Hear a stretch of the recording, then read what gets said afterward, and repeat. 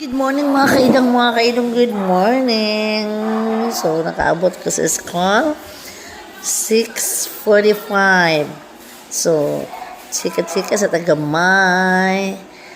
Mga kaidong, nang hinlo pang uban, kailangan kay dahon karon na kuan ang dahon sa talisay. Grabe. Akong buhok na unsa na ni. Anak lang mga kaidong kay wala na magigkoy ika-content bitaw.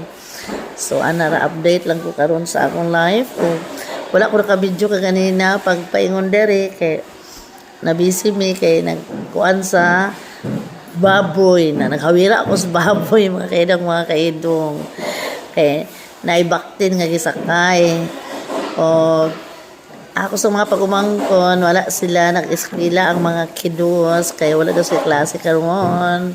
Mura kay pag-module ra sila kay naay mga bisita. O gino ko nga buntag sa iyo kailangan oy gino ko sa man kailangan ko agtang bitaw So, bye-bye na mga kaidang, wala to kong update. Muamua chup-chup. God bless us all.